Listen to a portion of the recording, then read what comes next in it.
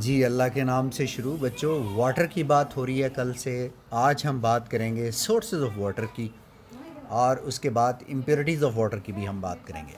पहले हम ज़रा बात कर लेते हैं सोर्सेज ऑफ वाटर, यानी पानी के ज़रा कौन कौन से हैं, कहाँ कहाँ से पानी हमें हासिल होता है, पानी के रेजरवायर्स कौन कौन से हैं, पानी को कहाँ कहाँ से हम हासिल कर सकते हैं। सोर्सेज ऑफ वाटर को साइंटिस्ट ने दो बड़ी कैटेगरीज में डिवाइड कर दिया है।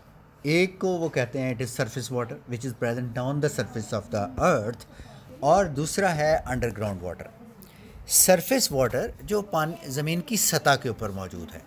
आपको पता है ज़मीन का जो 71% है that is covered by water. ये किससे कवर्ड है बच्चों? वाटर से कवर्ड है। ये मैं बार बार आपको ड्रॉ करके दिखाता हूँ। और हम कहते हैं अगर आप ग्लोब को देखें, ज़मीन के नक्शे को देखें, तो ज़मीन के नक्शे में कहीं कहीं आपको ये पैचेस ऑफ लैंड नज़र आते हैं जिनको हम कॉन्टिनेंट्स कहते हैं। और बाकी सारे जो एरियाज़ हैं, ये जो इन कॉन्टिनेंट्स के बाकी अलावा जो एरियाज़ हैं, these are covered by water and they are named as oceans. ये क्या है बच्चों? ओशंस हैं।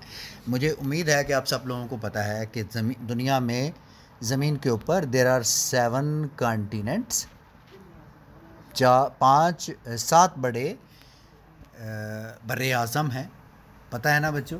किसको पता है? हाँ जी, अनस को पता है। हाँ जी, हसन आपको भी पता है, रुबाब को पता होगा। क्यों फसिया बच्चे, महापुत्र जी पता है आपको? Asia, Europe, north America, south America, Africa, Australia and Antarctica. ये क्या है? 7 कॉन्टिनेंट्स हैं। ये 7 खुश्की के किते हैं ज़मीन के ऊपर। बाकी सारा जो कवर्ड है ज़मीन, वो पानी के साथ कवर्ड है। मुझे उम्मीद है आपको ये बात समझ आ गई होगी। उसके बाद बच्चों हमने कहा कि 5 बड़े ओशंस हैं। How many oceans are there? 5 ocean. इस पर फिर हम बात करते हैं। ज़रा अपने लेसन की जानब दोबारा से आते हैं। तो मैरीन वाटर या ओशन वाटर जो है, ये ब्रैकिश वाटर है बच्चों। इसमें बहुत सारे नमकियात हैं। इसमें सोडियम क्लोराइड सबसे ज़्यादा पाया जाता है। सोडियम क्लोराइड, टेबल साल्ट भी कहते हैं ना इसे। क्यों भाई, कौन बताएगा इसका फार्मूला? अली तारिक आप बताएंगे? शाबाश, NaCl। हाँ जी, क्या इसका फार्मूला हुआ हसन? क्यों भाई आबद सुन रहे हो? क्यों भाई लड़के और सोकरे सुन रहे हो ना? क्या है? NaCl, sodium chloride. Table salt भी कहते हैं, एडिबल साल्ट भी कहते हैं, इसको हम सोडियम क्लोराइड भी कहते हैं। ये सबसे ज़्यादा है समंदरों के पानी में। इसके अलावा मैग्नीशियम क्लोराइड है, मैग्नीशियम सल्फेट है, सोडियम कार्बोनेट है, बाइकार्बोनेट्स हैं, और भी बहुत सारे साल्ट्स हैं, लेकिन सबसे ज़्यादा सोडियम क्लोराइड है। तो आपको पता है जो मैरीन वाटर है, जो समंदरों का पानी है, वो पीने के लायक नहीं है। ना सिर्फ पीने के लायक नहीं है, बल्कि आप उससे एग्रीकल्चर को भी इरीगेट नहीं कर सकते, सॉइल को भी इरीगेट नहीं कर सकते। बहुत कम पौधे हैं जो खारे पानी में ग्रो करते हैं। ज़्यादातर पौधों को फ्रेश वाटर की ज़रूरत होती है।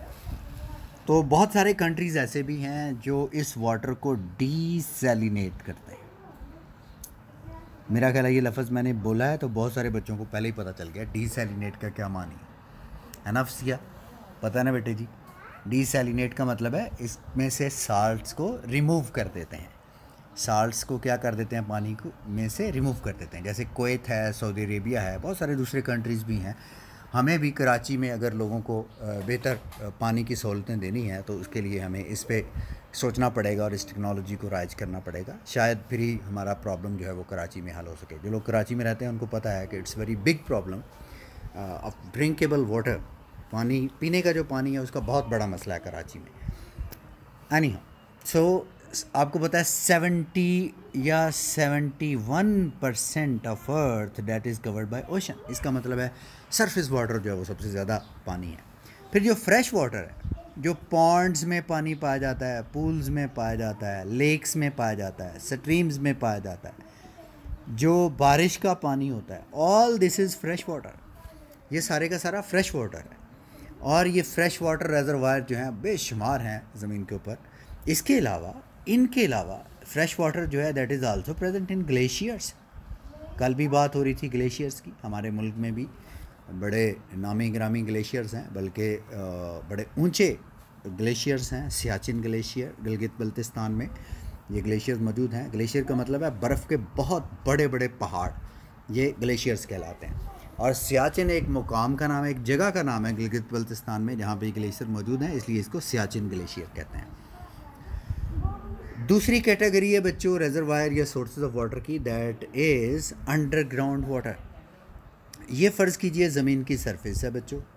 ज़मीन की सरफेस में भी, इसके नीचे भी, कहते हैं ज़मीन की जो ऊपर वाली सरफेस है इसके ऊपर जैसे आप देखते हैं कहीं पे खड्डे हैं, कहीं पे पहाड़ हैं, कहीं पे लेवल्ड वादियाँ हैं। ज़मीन के ज़ेरे ज़मीन भी यही सूरत हाल है। कहीं पे ज़मीन के नीचे जो है ना वो सख्त चट्टानें हैं और इन चट्टानों से नीचे फिर पानी नहीं जा सकता। तो आपको पता है जब बारिश होती है, जब भी कभी क्लाउड्स आते हैं और बारिश होती है तो बहुत सारा पानी तो दोबारा से एवेपोरेट हो जाता है, लेकिन कुछ पानी जो है वो सीप हो जाता है। It socks down in the water in the soil.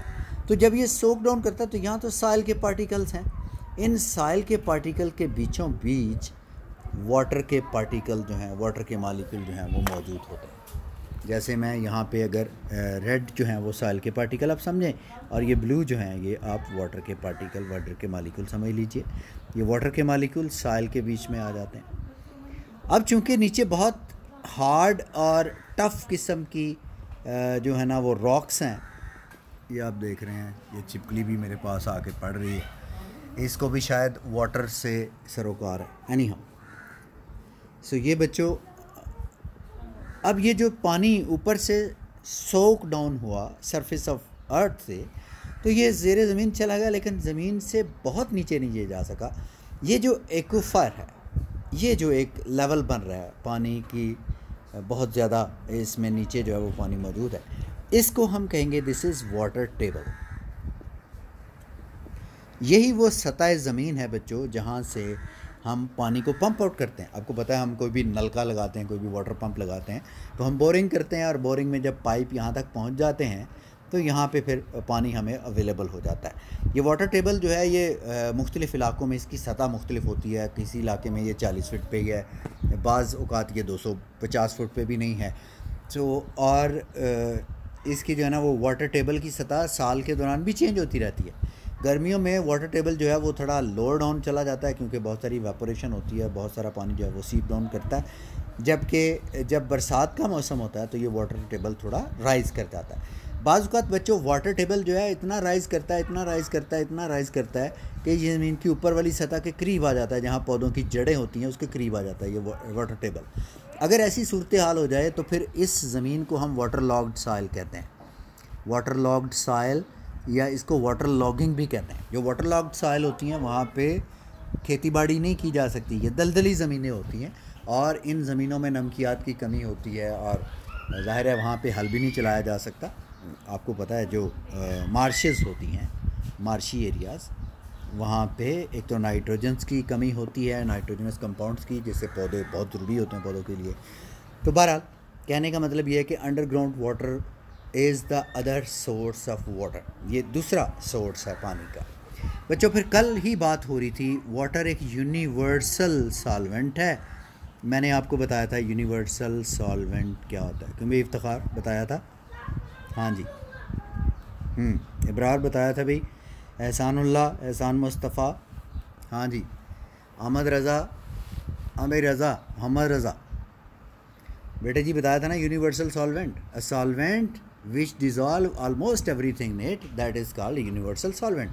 अब चूँकि वाटर यूनिवर्सल सॉल्वेंट है, बहुत सारी चीज़ों को अपने में जमा कर लेता है, तो वाटर के अंदर जो गैर वाटर यानी पानी के अलावा जो चीज़ें होती हैं उनको हम कहते हैं इम्प्योरिटीज़ ऑफ वाटर।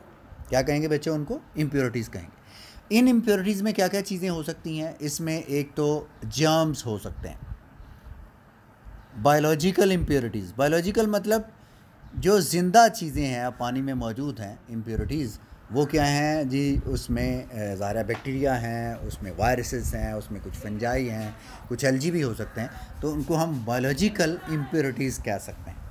इसके अलावा बच्चों एसिड्स और बेसिस होते हैं, एसिड्स और बेसिस होते हैं। ये पानी को जो है ना वो अल्कलाइन या एसिडिक बना देते हैं। ये पानी बाज़ औक़ात फ़िट होता है फॉर कल्टीवेशन, बाज़ औक़ात ये फ़िट नहीं होता। और आपको पता है जिस पानी में बायोलॉजिकल इम्प्योरिटीज़ होंगी वो that is not fit for drinking, उसको पीने से बहुत सारी बीमारियां होंगी। पहले भी बात हो चुकी है। World health organization WHO stands for what? Fasiha Zainab, और एक दूसरी भी लड़की थी, मुझे इसका नाम भूल गया। एक तो हमारी अपना पुत्र है Umme Hani. WHO world health organisation ये कहती है 80% of disease are caused by impure water. जो इम्प्योरिटीज़ हैं पानी के अंदर, जो कंटेमिनेटेड वाटर है, आलूदा पानी है, उसकी वजह से 80% डिजीज़ होती हैं। It means that if we control the impurities and contamination of water we can avoid 80% of the disease. इसके अलावा बच्चों there are so many other things in plastics हैं और डिटर्जेंट्स हैं, ऑयल्स हैं। जैसे समंदरों में बहरी जहाज़ जो हैं वो ऑयल लेके, जैसे हम सऊदीया से और ईरान से तो खैर हम नहीं मंगवाते, ज़्यादातर सऊदीया से मंगवाते हैं, तेल मंगवाते हैं। तो ऑयल टैंकर जो है वो स्पिल कर जाए इनसाइड द ओशन वाटर, तो ज़ाहिर है वहाँ पे फिर कौन सी पोल्यूशन हो जाएगी? ऑयल की पोल्यूशन हो जाएगी। इसी तरह से आजकल आपको पता है प्लास्टिक का दौर है, तो बेशुमार शॉपर और दूसरी चीज़ें जो हैं वो नदी नालों में, दरियाओं में फेंके जा रहे हैं। और शहरों का जो गंदा पानी है वो भी पानी में दाखिल किया जा रहा है रिवर्स में और लेक्स में, जिसकी वजह से there are so many impurities of water. पानी की जो है ना वो इम्प्योरिटीज़, इसको हमने 3 कैटेगरी में डिवाइड कर दिया। बायोलॉजिकल इम्प्योरिटीज़ हैं, bacteria, viruses, algae, fungi. Acid basis हैं जी। एसिड बेसिस कई तरीक़ों से, जैसे हम फर्टिलाइज़र्स ऐड करते हैं खेतों में, वहाँ पे हर्बिसाइड, वीडिसाइड्स और दूसरी चीज़ें जो है वो ऐड करते हैं। बिलीव मी, इसको वाकई कुछ ज़ौक़ हो गया भाई साइंस से। ये जो चिपकली है इसको कुछ ज़्यादा ही ज़ौक़ है साइंस पढ़ने का।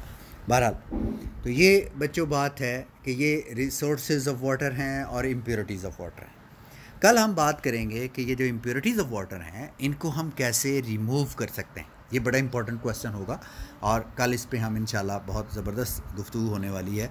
जो बच्चे अभी तक ज्वाइन नहीं किए हैं, मैं उनसे कह रहा हूँ कि वे जल्दी से ज्वाइन करें। और बच्चों बार बार आप पूछते भी हैं, मैंने कल भी कहा था मुझे इतने दिन हो गए हैं अकेडमी जाते हुए, फिर आप दोबारा मुझे मैसेज कर दें जी किस दिन जाना है जी अकेडमी सर फ़ीस देने के लिए।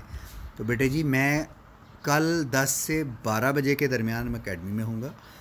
तो आप में से मैंने बहुत सारा आप लोगों को ना पहले से मैं कह रहा हूँ, ईद से पहले से 10 तारीख थी हमारी लास्ट, आज 18 तारीख है बच्चों, ठीक है ना। आपके टीचर्स को पे नहीं मिल सकी ईद पे पहले, तो कल आखिरी दिन है बग़ैर फ़ाइन के। कल मैं 10 से 12 बजे के दरमियान बैठूँगा।